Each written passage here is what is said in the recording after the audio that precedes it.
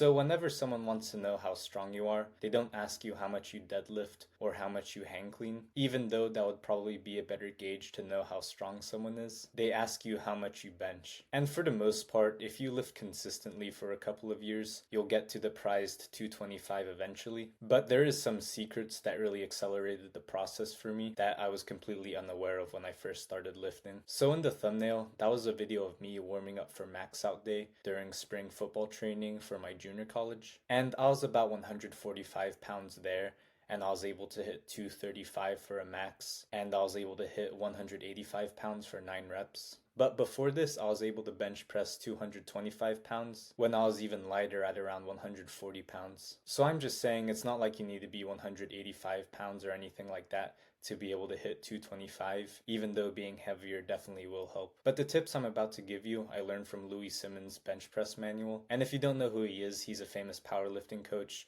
and the founder of Westside Barbell, which is a famous powerlifting gym. And some of the other tips I just learned from my own experiences. So the first tip I'll give you is to train your weak muscles, which you could find out based on where you failed during a bench press. If you're bench pressing and you can't even get the bar off your chest and you fail near the bottom of the movement, it usually means your chest and shoulders are weak. So if this sounds like you, I would add some exercises like some standing military press and some lateral raises for your shoulders, and things like dumbbell bench press and incline dumbbell bench press for your chest. Or if you're like me and when you're bench pressing, you're right about to lock it out and at the very end it comes crashing down, it usually means that your triceps and back need more strength. So in this case, I'll do more things like rows, whether that's on the cable or with dumbbells to get a stronger back, and do things like skull crushers and tricep extensions for your triceps. So first tip is just to find out your weak muscles and give them a little bit of extra attention. Now, a big mistake I made when trying to increase my bench press was only going heavy on the bench press. Something I learned from Louis Simmons is that it's good to go heavy on a variety of different pressing movements, whether that's incline bench press, narrow grip bench press, floor press, or even standing military presses. And this is just a side note, but this channel is mainly for athletes and martial artists, and I actually believe it's better for us to go heavy on a variety of different movements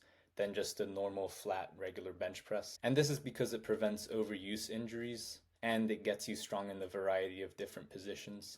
But the main reason to do it is to also be able to train the areas that you're weak in. For example, if you have a weak chest, it'll be a good idea to go heavy on a chest focused pressing movement, something like a wide grip bench press for a 3-rep max. Or if you're like me and your triceps are weak, doing something like a floor press would be really good since it trains the area that you're weak in.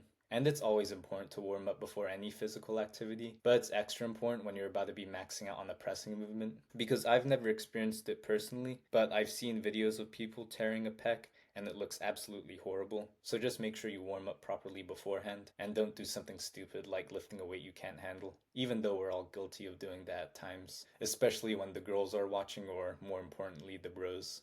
The third thing is to work out your pushing muscles more. I'm not saying to do something like max out 5 times a week. I actually recommend only going super heavy on the pressing movement 1 time a week. But one thing I believe that really helped my bench press was about 2 to 3 times a week. I would do about 100 to 200 push-ups after dinner. Now this is just what I did and I feel like it increased my bench press.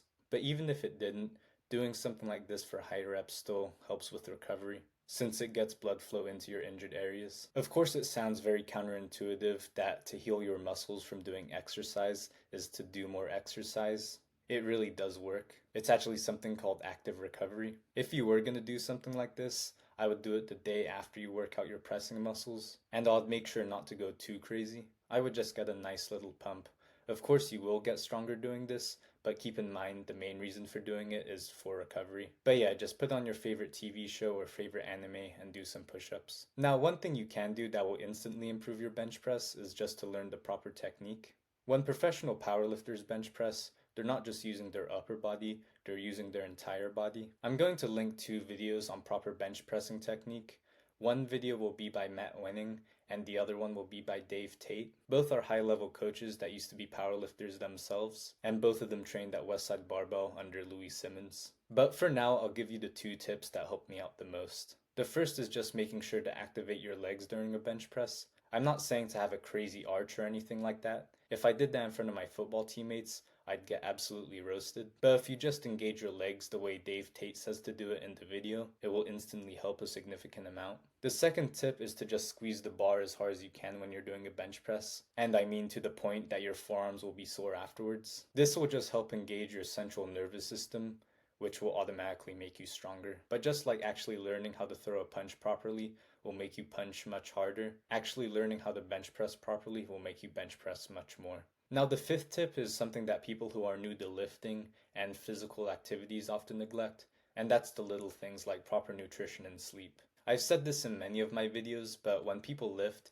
they think that they're getting bigger and stronger, but in reality, you're getting smaller and weaker. When you recover is when you actually get bigger and stronger. I have many videos on this channel for tips when it comes to eating better and sleeping properly, but there's many other things you could do for proper recovery, like avoiding drugs and alcohol, or at least reducing your intake, also reducing the amount of stress you have, and just overall living a healthier life with things like getting enough sunlight and proper hydration. And these things will have a big effect on your central nervous system and your entire body overall, which will in turn make you stronger. And this is really the main thing I did that took my strength to the next level. Before, I used to do things like staying up till 4 a.m. And with every free moment I had, I would spend it laying in bed doom scrolling and also not giving my body the nutrients that it needed. But once I actually started taking care of myself, this is when my athleticism and strength went to another level. And I actually became the strongest player pound for pound on my college football team once I started taking care of the little things. So even though these 5 tips will help speed up the process of benching 225 significantly, it still will take time to get there, especially if you're a smaller guy like me. So just keep in mind that it is a process,